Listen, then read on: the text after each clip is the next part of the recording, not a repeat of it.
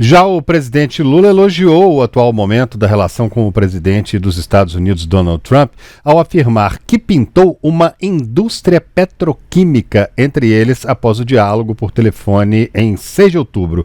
Em um discurso numa cerimônia do Dia dos Professores, que é hoje, no Rio de Janeiro, Lula destacou o fato de ambos estarem perto de completar 80 anos de idade e disse que irão tratar um ao outro sem liturgia. Quando eu fui falar com o Trump, eu não conhecia ele, a gente estava de mal, mas eu não conhecia ele. E tinha gerado uma química na ONU, em 29 segundos, sabe? Então, ele me ligou, eu falei, presidente, eu queria estabelecer uma conversa sem liturgia. Eu estou fazendo 80 anos hoje. Você vai fazer 80 anos, dia 14 de junho, porque eu tinha pesquisado. Dia 14 de junho, significa que eu sou 8 meses mais velho do que você. Então vamos nos tratar de você, sem liturgia. E aí comecei a falar o que eu achava que eu deveria ter falado. Então. Sabe, não pintou química, pintou uma indústria petroquímica.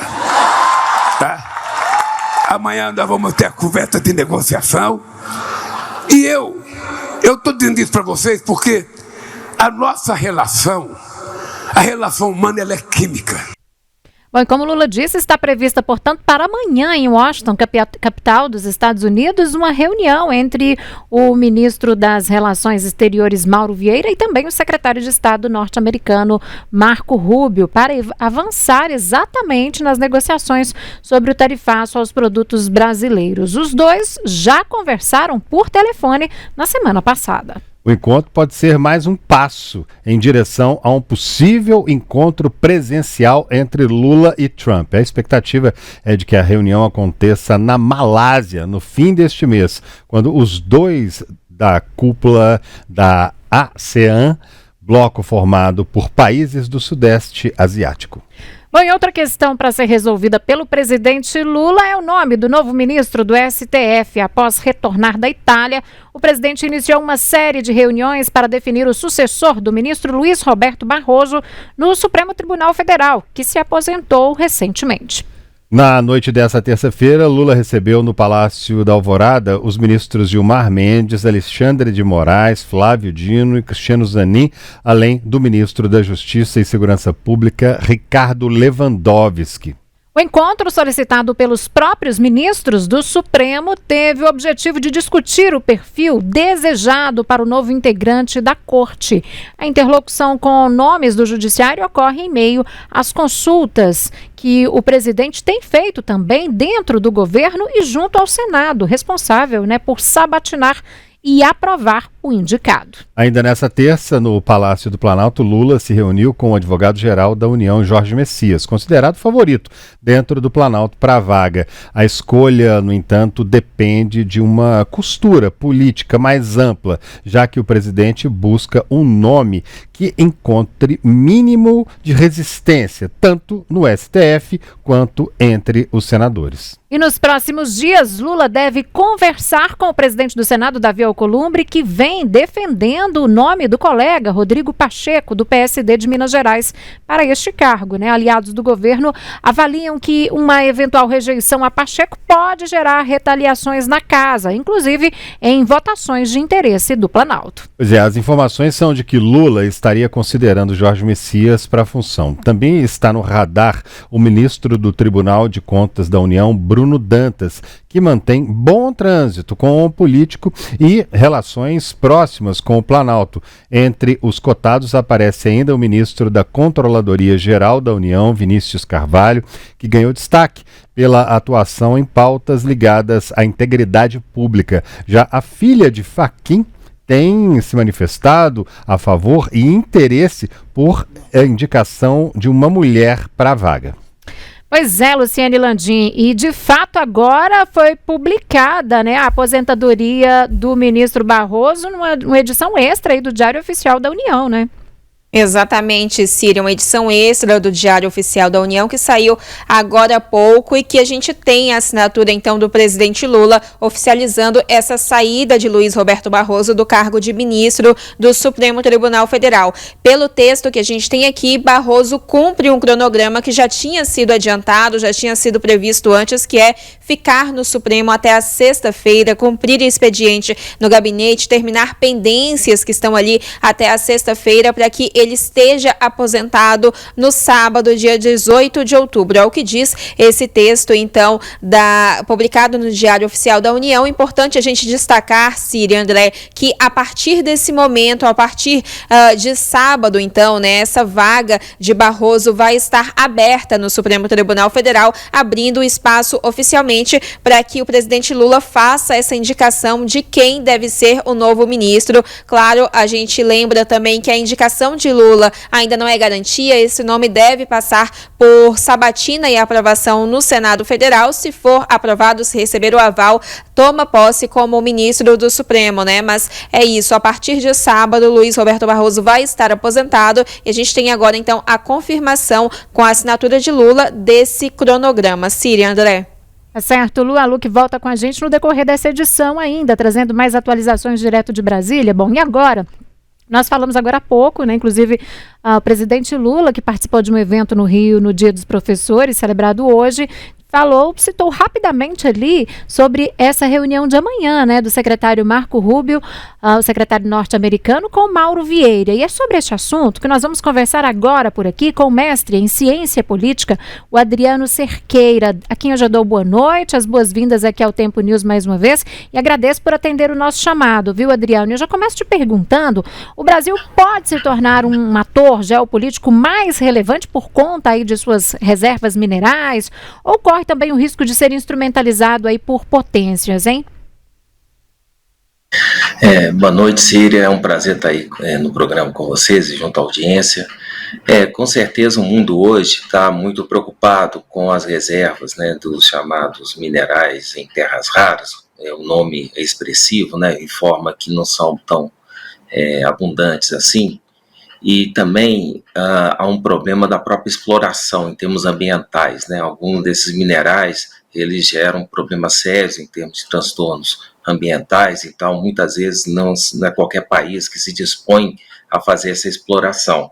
Aí países numa situação, né, de busca de maior desenvolvimento econômico, né, os chamados emergentes, como é o Brasil, eles não se podem dar ao luxo, né, de abrir mão da exploração desses recursos. Então, isso coloca, sim, né, um sinal de atenção para os países que têm grande potencial, como o Brasil, mas não basta apenas ter essa atenção, tem que haver capacidade, né, de negociação, abertura de canais diplomáticos efetivos e a busca, né, de se tornar um ator mais independente. Nesse sentido, deve prevalecer mais um espírito pragmático de negociação do que propriamente vinculações ideológicas, né? O Brasil, né, sob a administração petista, né, no caso do Lula, ele fica muito afinado, né, com o chamado BRICS, né, que é um bloco que orbita, né, em torno de duas grandes superpotências que têm poder de veto na ONU, que é a China e a Rússia, e esse bloco pode sim ser um problema, né, no sentido do Brasil ter maior autonomia para se projetar nessa situação, como você colocou.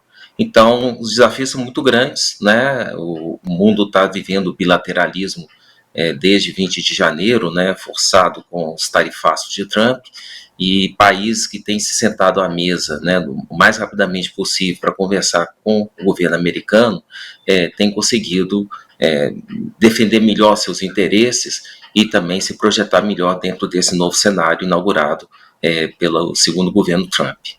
Agora, Adriano, como que você avalia esse gesto, portanto, dos Estados Unidos para o Brasil sentar à mesa, como você disse, né, debater minerais críticos? A gente pode interpretar como um gesto de parceria estratégica ou algo mais simbólico, hein? Olha, está tudo muito em aberto, né? O Trump, ele sempre é muito elegante, muito convidativo quando elogia parceiros, né, líderes de países que vão se reunir com ele, Só que muitas vezes, no ato da reunião em si, surpresas são apresentadas. O Trump costuma ser muito direto, muito duro, né, com essas lideranças, como já aconteceu, né, no primeiro encontro com Zelensky, aconteceu também quando representantes do governo da África do Sul foram na Casa Branca, sofreram constrangimento. Então, os países hoje, os líderes, eles têm tomado cuidado, né? O próprio primeiro-ministro, né, que foi eleito recentemente do Canadá, já passou por constrangimentos também na Casa Branca.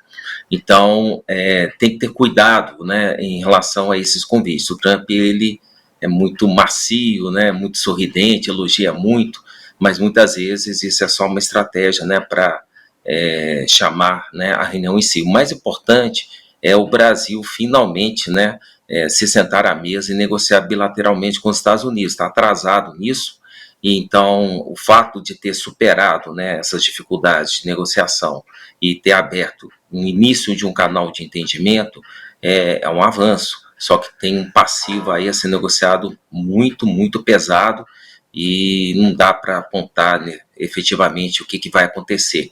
Tem muita coisa, não apenas econômica, mas também política, que vai ter que ser negociada nesse canal. Olá, boa noite. Deu um atrasozinho aqui, né? Eu queria aproveitar esse assunto, ver se o senhor vê espaço para que o governo brasileiro consiga tratar com autoridades americanas o fim de sanções aplicadas a autoridades aqui, né? Como ministros do Supremo Tribunal Federal, outros ministros que sofreram, por exemplo, com o cancelamento de visto ou a possibilidade de não renovação e até mesmo a aplicação da Lei Magnitsky. Esse assunto pode ser colocado na mesa de negociação? Há um espaço para isso? Olha, boa noite, né, Luciene? Eu acredito que sim, tendo em vista algumas sinalizações. O Trump, ele sempre, quando aplica um tarifaço, ele manda uma carta, né, para o representante do país, né, para o governante do país. Ele mandou isso no início de julho deste ano. E lá ele deixa muito claro, né, o descontentamento dele com relação ao que ele chama de perseguições contra a oposição no Brasil, em especial ao Jair Bolsonaro, de quem ele também é muito elogioso, né, ele sempre que pode fala bem do Bolsonaro, parece que efetivamente ele tem ele como um aliado.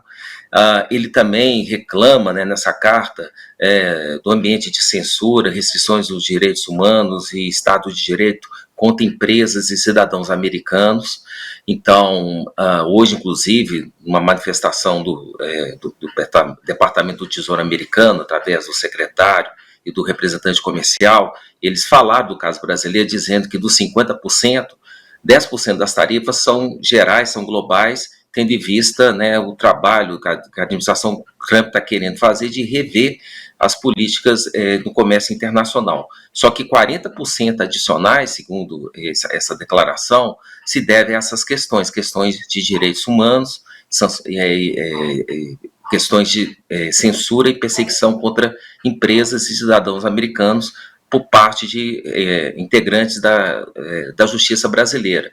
E o fato de ser o Marco Rubio quem vai estar sentando à mesa, né, agora, nesse mesmo momento, é bastante expressivo, porque o Marco Rubio ele é uma expressão anticomunista lá nos Estados Unidos, né, ele é filho, né, de imigrantes cubanos, né, perseguidos pelo governo comunista, né, implementado em Cuba em 1959, né, por Fidel Castro. Ele é declaradamente contra, né, o socialismo, contra, né, o comunismo. Ele já várias vezes demonstrou a insatisfação e tem feito uma política externa muito agressiva aqui na América Latina contra, né, esses regimes autoritários de esquerda, enfim. Então, eu acho que a pauta política deve sim ser indicada, e aí devem haver algumas cobranças nesse sentido.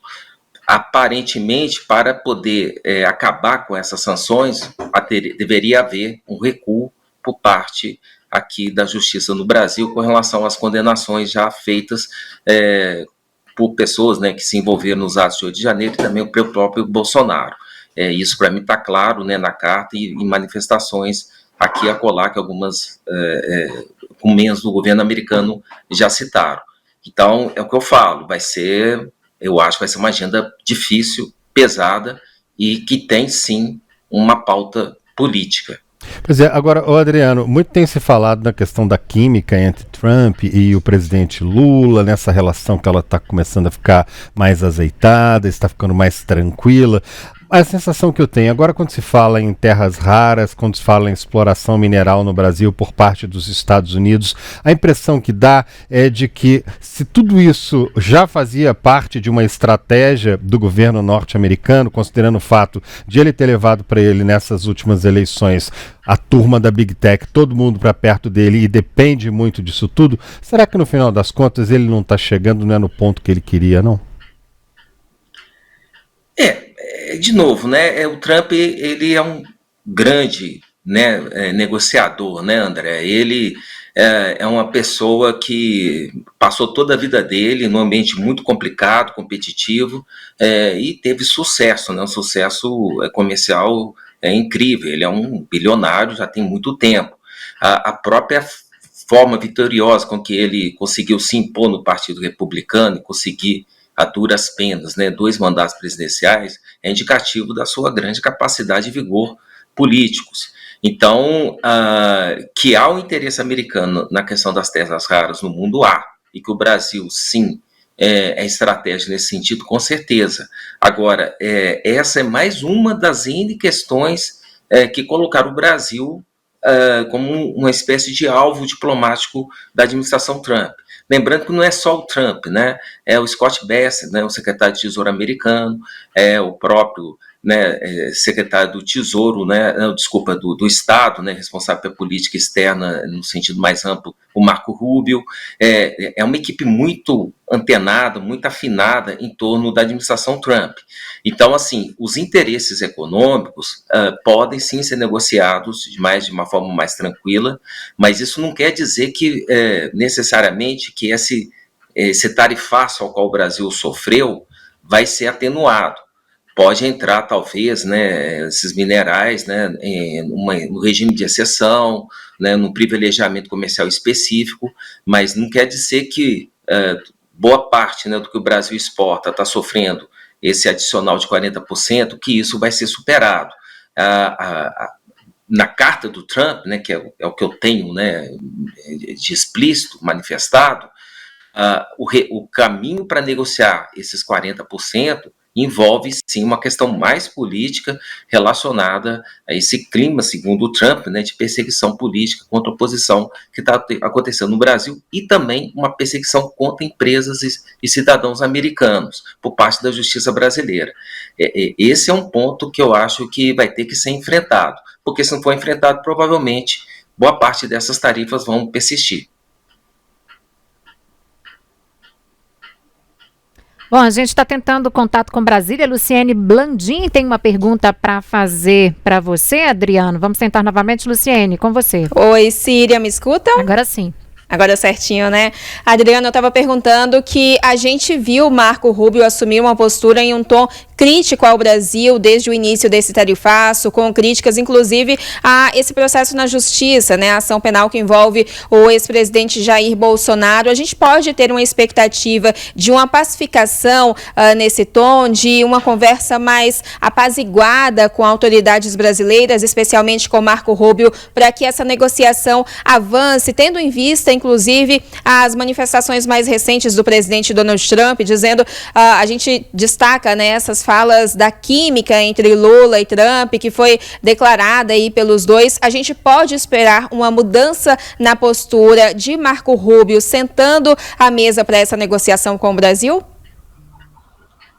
Eu não sou muito otimista, não. Assim, como eu falei, essa chamada química, né, do Trump com Lula, é que o Trump é assim mesmo. Ele põe a mão, né, nas suas costas, dá batidinha, conversa, faz uma brincadeira. Ele te convida, né, ele te deixa mais à vontade para ir para a jaula com ele, né? O problema é quando você está lá na Casa Branca, né, com a imprensa chamada. O Trump, ele é muito interessante, ele está toda hora fazendo coletiva à imprensa, está toda hora chamando a imprensa, ele tenta fazer uma espécie de reality show, né, da sua administração, e aí os governantes, eles são expostos, e eles têm que estar à vontade nisso. O Lula, tudo bem, tem um perfil de um governante que gosta e que se expõe dessa forma, só que vai estar no território do Trump. Então, assim, eu não sei até que ponto o Trump pode até ter sido honesto em achar o Lula simpático, interessante, ter rolado essa química. Isso não quer dizer que o Trump, negociador duro, não vai aparecer. Ele sabe distinguir muito bem esses caminhos. Ele é um indivíduo, né, que gosta das pessoas, mas é presidente dos Estados Unidos, que tem claramente uma agenda que desde o início do seu segundo mandato, em 20 de janeiro, ele tem de uma forma muito incisiva implementado. Então, vamos lembrar que a gente está há praticamente 7 meses do início da administração Trump, e o terremoto dele no mundo é total, e o Brasil se transformou, sim, num dos alvos preferenciais. Eu sou daqueles que não acho que é a influência, né, de um jornalista, de um político como Eduardo Bolsonaro, que está fazendo esse fuzuê todo, né, da administração Trump contra o Brasil. É uma questão de agenda interna mesmo de política americana. Eles estão muito preocupados com o que está acontecendo na América Latina. Muitas das ações do Marco Rubio, desde o início do governo, foi no sentido de tentar aumentar a influência americana na região. A questão do Panamá, por exemplo, com o afastamento das empresas chinesas, né, na exploração do canal, foi uma das primeiras ações da administração Trump sobre o Marco Rubio. Então, assim, eu acho que o Trump, o fato do Brasil estar se sentando finalmente, oficialmente, para conversar com a administração Trump, é um bom sinal. É um caminho que já poderia ter sido feito há meses atrás, mas que está finalmente acontecendo. Agora, se isso vai significar grandes avanços, eu ainda não estou muito claro, não estou achando que vai acontecer, não. Assim, tem que aguardar o que vai ser discutido de fato e as reações, né, dessas discussões implementadas. Mas, de novo, a questão política vai ter que ser enfrentada para ter um grande avanço em termos da superação desse tarifaço. Tá certo. Adriano Cerqueira, cientista político, mais uma vez, muito obrigada, viu, por atender o nosso chamado, por estar aqui conosco no Tempo News, nos ajudando a entender mais amplamente aí esse encontro de amanhã entre Mauro Vieira e Marco Rubio. Muito obrigada e até uma próxima. Eu que agradeço. Boa noite e ótimo trabalho para vocês. Obrigado.